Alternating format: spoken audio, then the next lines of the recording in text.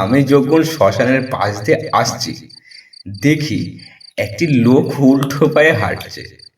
আমি তো ডরাইনি, পকেট থেকে বিড়ি বের করে বললাম, ভাই, একটা দেশলাই হবে? গল্প মানেই ভয়। গ্রামের শেষ মাথায় সেই পুরোনো আম বাগান। রাত তখন প্রায় 12টা। চারিদিকে ঝিঝি পোকার ডাক ছাপিয়ে মাঝে মধ্যে শোনা যাচ্ছে তিন বন্ধুর অসংলগ্ন হাসির আওয়াজ। অয়ন, সমীর আর রনি, তিনজনেই নেশাটা আজ একটু বেশি হয়ে গেছে। অয়ন বলল, বুঝলি সমীর, গত মঙ্গলবার রাতে আমি যখন শ্মশানের পাশ দিয়ে আসছি, দেখি একটি লোক উল্টো পায়ে হাঁটছে। আমি তো ডরাইনি, পকেট থেকে বিড়ি বের করে বললাম, ভাই, একটা দেশলাই হবে? লোকটা এক হাত লম্বা করে আগুন দিল। বিশ্বাস করবি না, হাতটা অন্তত 10 ফুট লম্বা তো হবেই। সমীর তাচ্ছিল্য হাসি দিয়ে বলল, ধুর, ওসব তো তোর মনের ভুল। আসল ঘটনা তো আমার সাথে ঘটেছে। কাল রাতে বাথরুমে গিয়ে দেখি আয়নার ভিতরে আমি নেই। আমার জায়গায় একটা কঙ্কাল দাঁড়িয়ে দাঁত মারছে। আমি ভাবলাম শালা আজ নেশাটা একটু বেশি করা হয়ে গেছে, তাই কঙ্কালটাকে একটা ভেঙচি কেটে চলে আসলাম। রনি হঠাৎ গম্ভীর হয়ে বলল, আরে, তোরা তো সব হালকা কথা বলছিস।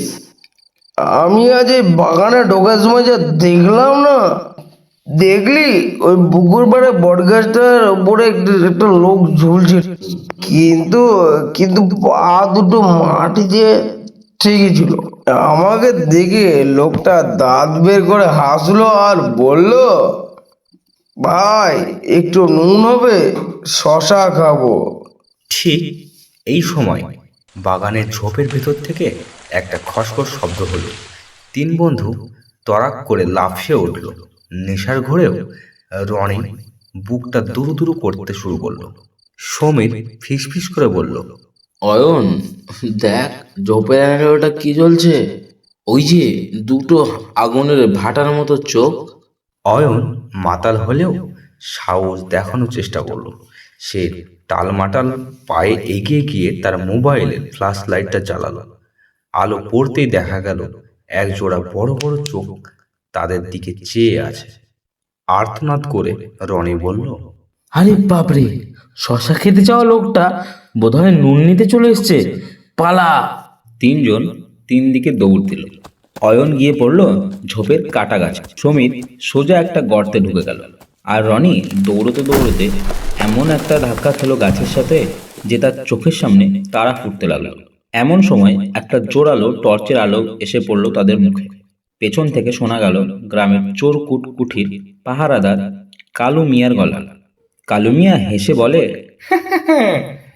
আরে বাবু, সমীর বাবু, আপনারা এখানে কি করছেন? আর রনি বাবু ওই আম গাছটাকে জড়িয়ে ধরে কাঁদছে কেন? অয়ন কাঁটা গাছ থেকে কোনো মতে নিজেকে ছাড়িয়ে বলল, কালু কাকা, কালু কাকা বাঁচান, ওই দেখুন ঝোপের ভিতরে একটা দানব বসে আছে। কালু মিয়া টর্চের আলোটা ঝোপের ভিতরে ফেলতেই দেখা গেল গ্রামের এক নেড়ি কুত্তা মুখে হাড় নিয়ে ওখানে বসে আছে। টর্চের আলোয় কুকুরের চোখ দুটোই জল জল করছিল। আরে, ও তো আপনাদের লালু কুকুর। ও তো এখানে বসে হাড় চিবোচ্ছে। আপনারা কি হাড় দেখে ভয় পেলেন নাকি? তিন বন্ধু একে অপরের মুখ চাওয়াচাই করলো। রনি তখনও আম গাছটাকে জড়িয়ে ধরে ফুপিয়ে বলছে, আরে, আমি নিশ্চিত ওটা নুন চাইছিল।